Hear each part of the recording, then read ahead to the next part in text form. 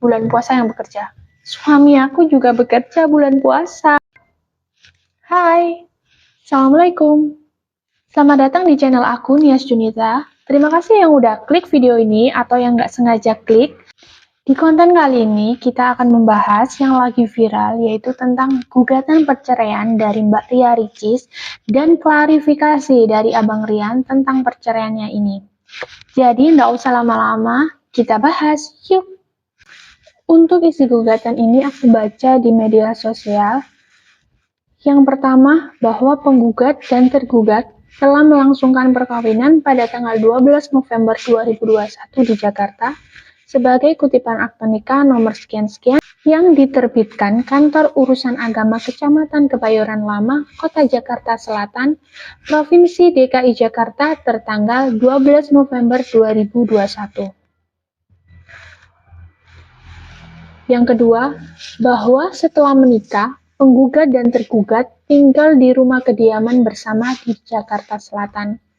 Ketiga, bahwa selama ikatan perkawinan tersebut, penggugat dan tergugat telah campur atau ba'da dukul sebagai suami istri dan dikaruniai satu orang anak perempuan yang diberi nama Moana, lahir 26 Juli 2022 di Tangerang Selatan.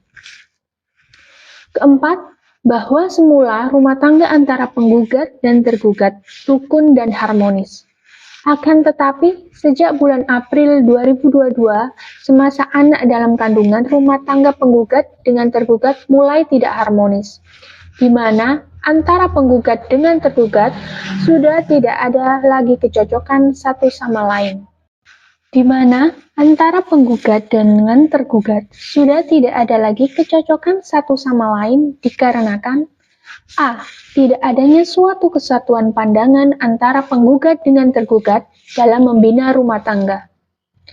Penggugat merasa tergugat tidak netral atau tidak seimbang dalam bersikap sebagai suami terhadap penggugat dan sebagai anak terhadap ibu tergugat.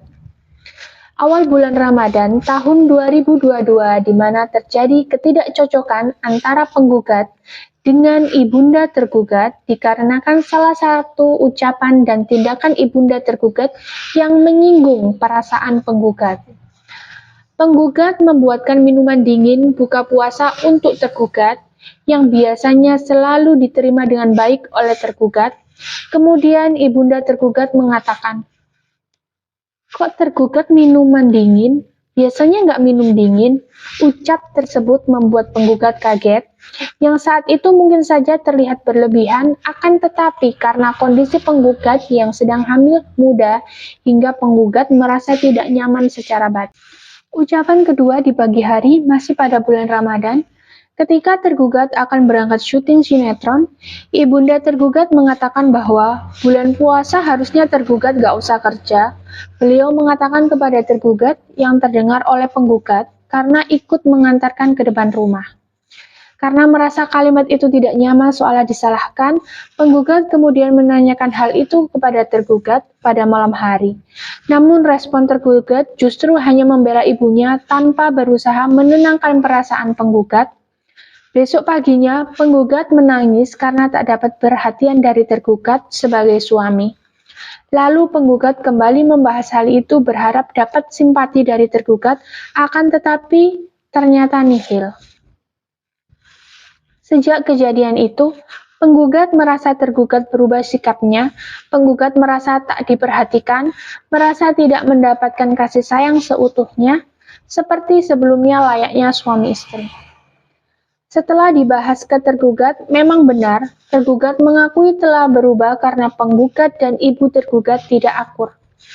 Sejak saat itu, penggugat merasa rumah tangganya berubah, perlahan tidak ada keharmonisan. Setiap cekcok, tergugat selalu bilang penggugat benci dan tidak dekat dengan keluarga tergugat. Selain itu, tergugat selalu membawa ibunya di depan penggugat dan berkata, ibunya nggak pernah salah dan nggak boleh minta maaf ke anak karena orang tua tidak pernah salah. Tergugat juga tiba-tiba membahas soal penggugat jijik dengan orang tua tergugat. Tergugat selalu membela ibunya dengan kalimat, "Dia yang telah melahirkan saya ke dunia." Sementara penggugat pada saat itu sedang mengandung anak tergugat. Waktu malam tergugat banyak di luar, terlebih main bola hingga larut, yang dimana posisi penggugat sedang masa menyusui sangat butuh support suami. Penggugat berusaha memperbaiki, menutupi permasalahan rumah tangganya dan berusaha tetap agar terlihat baik. B. Tidak terjalin dan terciptanya komunikasi yang baik antara penggugat dengan tergugat. Penggugat dan tergugat kurang komunikasi. Ketika malam hari penggugat meminta bercerita atau berbincang, tergugat menjawab, "Mau ngobrol apa? Cerita apa? Kan tiap hari sama-sama." Penggugat merasa tidak ada teman berbicara. Tergugat sebagai laki-laki minim inisiatif, pasif dalam banyak hal dan sulit diandalkan. Sebagai istri, penggugat meminta pertolongan pada tergugat. Namun, tergugat malah menganggap penggugat menyuruh-nyuruh, sehingga tergugat merasa seperti asisten rumah tangga. Tergugat beralasan seharusnya adalah asisten dan manajer penggugat yang membantu penggugat. Sepanjang setelah melahirkan dan menyusui, minim komunikasi, bahkan hampir tidak pernah ditanya kondisi dan keluh kesah penggugat sebagai ibu baru. Karena sejak lahiran sampai usia anak hampir 2 bulan, orang tua tergugat berada di rumah kebagusan untuk menengok cucunya. Dan perhatian tergugat terbagi antara anak dan orang tuanya, sehingga penggugat merasa tersisihkan. Bukti minimnya komunikasi antara penggugat dengan tergugat adalah penggugat sampai harus meminta bantuan sepupu tergugat dan Diki, mantan karyawan penggugat, untuk menyampaikan apa yang penggugat rasakan. Sulit mendapatkan waktu makan berdua, mau makan durian tapi tergugat lebih memilih makan bersama karyawan. Setiap cekcok, tergugat selalu mengatakan, "Aku tahu kamu benci sama ibuku." Itu yang membuat penggugat terluka. Penggugat berusaha mengikuti apa yang tergugat lakukan karena penggugat berkaca pada sikap tergugat. Tapi tergugat selalu marah jika penggugat melakukan atau berkata demikian. Tergugat tidak terima dan mengatakan bahwa saya yang ikutin kamu. Kamu jadi istri yang baik, aku bisa jadi suami yang baik buat kamu. Sementara menurut penggugat, justru tergugat sebagai suami dan pemimpin rumah tangga yang sepatutnya penggugat ikuti atau tirukan, sikap dan perbuatannya, bukan sebaliknya. Tergugat juga pernah mendiamkan penggugat karena lebih sampai 1 minggu dengan alasan tidak punya uang, sampai akhirnya penggugat berinisiatif mentransfer uang untuk tergugat sebesar 500 juta rupiah melalui saksi 2 untuk diteruskan kepada tergugat dengan alasan uang kerjaan dari brand, yang kemudian tergugat berubah sikapnya menjadi baik kepada penggugat. C. Saling mempertahankan prinsip masing-masing antara penggugat dan tergugat. Setelah proses mediasi di Pengadilan Agama Jakarta Selatan, tergugat selalu mengatakan ia ingin baikan dan rujuk. Sementara dari ucapannya tidak mencerminkan demikian. Tergugat selalu menyerang penggugat dengan kalimat yang menyakiti. Tergugat menyerang penggugat dengan kata-kata eksploitasi anak, istri durhaka, kualat, sombong, kakaknya ustazah tapi tausiahnya nggak masuk di adiknya. Tergugat menyerang penggugat mengenai pola asuh ke anak yang menurut tergugat kurang baik. Tergugat curhat ke followers media sosial dan mengatakan semoga anak besar nggak kayak ibunya. Selain itu juga menceritakan keburukan-keburukan dengan berkomentar merendahkan sholat dan ibadah penggugat. Tergugat juga pernah mengatakan penggugat berusaha menjauhkan anak dari tergugat. Padahal, faktanya penggugat tidak pernah membatasi tergugat untuk bertemu dengan anak. Justru tergugat yang nyata-nyata tidak berusaha untuk dekat dengan anak, semisal ketika penggugat berada di Singapura dan anak berada di Jakarta, tergugat tidak mau menemui anak dengan alasan meeting. Bahwa perselisihan dan pertengkaran yang terjadi terus-menerus di dalam rumah tangga penggugat dengan tergugat sangat sulit untuk dirukunkan sehingga tidak layak lagi untuk dipertahankan. Karena telah pecah sendi-sendinya dan telah rapuh serta sulit untuk ditegakkan kembali, sehingga dapat dikatakan bahwa rumah tangga penggugat dan tergugat telah rusak. Oleh karenanya, tidak ada harapan lagi akan hidup rukun dan damai antara penggugat dengan tergugat. Sebagaimana yang diharapkan oleh lembaga perkawinan, yaitu suami istri wajib saling mencintai, Hormat menghormati, setia dan memberi bantuan lahir dan batin yang satu kepada yang lain. 6. Bahwa penggugat dan tergugat tidak pernah lagi menjalin hubungan sebagaimana layaknya suami istri sejak anak yang bernama Moana masih berumur 8 bulan atau setidak-tidaknya sejak Januari 2023 yang secara detail penggugat diuraikan sebagai berikut.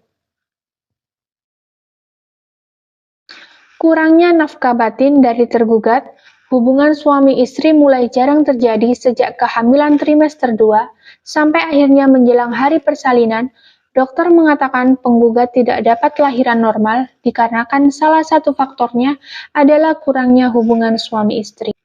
Setelah lahiran dan masa nifas 4 bulan, terhitung berhubungan suami istri hanya beberapa kali, dan di 8 bulan terakhir penggugat sama sekali tidak diberikan nafkah batin dengan alasan stres bekerja. Setelah penggugat telusuri, alasan tergugat kembali lagi karena penggugat selalu cekcok dengan ibunda tergugat. Penggugat berusaha membawa tergugat ke rumah sakit dan pengobatan alternatif dengan harapan agar tergugat bisa timbul kembali hasratnya untuk mau memberikan nafkah batin kepada penggugat. Bahkan sudah diupayakan melalui ruqyah dan sampai membelikan suplemen yang dapat menambah gairah dan suplemen lain sejenisnya. Akan tetapi tergugat meminumnya untuk bermain bola. Diminta nafkah batin alasannya lelah atau pilek dan lain sebagainya. Penggugat merasa dirinya buruk, hina, tidak diinginkan, dan tertekan secara psikis setelah melahirkan karena tidak mendapatkan kasih sayang dan nafkah batin dari tergugat selaku suaminya. Hingga berpikir ingin mengubah bentuk payudara agar tergugat tertarik lagi dengan penggugat, karena sebelumnya tergugat pernah mengatakan, badan kamu terlalu kurus, baiknya makan yang banyak, termasuk mengomentari dada penggugat yang dianggap tergugat rata. Setiap penggugat meminta nafkah batin, tergugat malah menyerang penggugat dengan kata-kata yang egois seperti, ngertiin posisi aku, jangan ego kamu saja, kamu menindas aku stres, sadar diri, kamu adalah wanita yang keras. Belakangan tergugat juga mengakui kepada penggugat tidak memberikan nafkah batin dengan alasan stres, cari uang untuk bayar ini dan itu, padahal alasan ekonomi tidak ada sangkut pautnya karena dibayar sama-sama. Bahwa puncak perselisihan antara penggugat dengan tergugat adalah ketika tergugat pergi meninggalkan kediaman bersama pada tanggal 30 November 2023 dan tergugat bertempat tinggal di Jakarta Selatan sampai dengan gugatan ini didaftarkan, sehingga antara penggugat dengan tergugat sudah tidak satu rumah dan tidak pernah ada hubungan layaknya suami istri lagi, seperti itu. Lebih jelasnya nanti kalian bisa baca, banyak banget yang udah viral, banyak yang posting. Ya, itu tadi gugatan dari Mbak Ria Ricis untuk Abang Rian. Untuk klarifikasi dari Abang Rian, banyak banget di media sosial, bisa kalian dengarkan sendiri. Yang aku dengar tadi adalah, yang aku simpulkan dari Bang Rian klarifikasi tadi, yaitu tentang membuatkan minuman penggugat untuk tergugat, dan ibu tergugat mengomentari kenapa Bang Rian minum air dingin karena dia punya amandel. Kalau menurut aku harusnya Bang Rian itu kan bilang ke Mbak Ria Ricis, sayang aku nggak minum dingin, aku punya amandel, kan harusnya gitu. Kenapa harus beberapa hari sudah minum dingin, baru ada ibu tergugat yang mengomentari, dan Mbak Ria Ricis merasa tersinggung. Kalau menurut aku sih tersinggung ya, karena apa? Ini suamiku, harusnya aku lebih tahu. Ya emang sih, itu anaknya ibunya yang lebih lama tahu. Kenapa nggak bilang gitu? Untuk yang kedua, mengenai bulan puasa yang bekerja. Suami aku juga bekerja bulan puasa. Kenapa? Ya itu, aku no komen kalau itu. Bulan puasa juga bekerja, masalahnya. Tentang nafkah batin, menurut aku nafkah batin itu tidak hanya laki-laki yang membutuhkan, perempuan juga membutuhkan kasih sayang. Apalagi Mbak Ria Ricis ini habis melahirkan, masih punya anak, dan mereka itu kan baru nikah, langsung punya anak. Kurang untuk keromantisannya, waktu berdua. Ya menurut aku sih Mbak Ria Ricis sakit ya, aku juga sakit kalau digitukan. Terus untuk transferan 500 juta. Itu yang alasannya dari brand. Tapi kalau kalian itu nggak punya uang, terus nesu, gondok sama istri, ya istrinya juga bingung bagaimana. Ya untung-untung kan ini ditransfer 500 juta, itu langsung senyum-senyum. Dan lagi mengenai Mbak Ria Ricis yang terlalu kurus. Kalau katanya Mas Rian itu adalah bentuk kasih sayangnya. Tapi kalau kan kita itu lihat bagaimana cara ngomongnya ya. Kamu terlalu kurus deh. Lah itu bagaimana? Itu pasti istrinya pasti sakit hati. Kalau sayang kamu terlalu kurus, makan yang banyak. Nah itu baru bentuk kasih sayang. Grace, tidak usah panjang-panjang. Kalau menurut aku ini, Bang Rian harusnya itu bisa mengayomi ibunya dan istrinya. Kalau menurut aku itu. Kalau misalnya di depan istri, ya berilah pengertian. Ibu itu emang gitu, tapi sebenarnya baik. Kalau misalnya depan ibu, ya bagaimana? Kita harus kita harus kita harus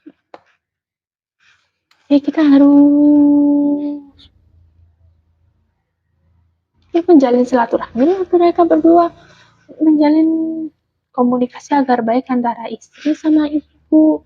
Aku tahu emang lelaki itu hakikatnya itu milik ibunya, tapi kalau kalian sudah beristri, sayangilah istrinya. Oke guys, itu aja yang bisa aku bahas di konten kali ini. Menurut kalian di pihak mana? Mbak Ria Ricis atau Bang Rian? Ya, jangan lupa like, komen, dan subscribe. Dan jangan lupa tulis komen kalian, pendapat kalian. Menurut kalian bagaimana? See you next video. Bye.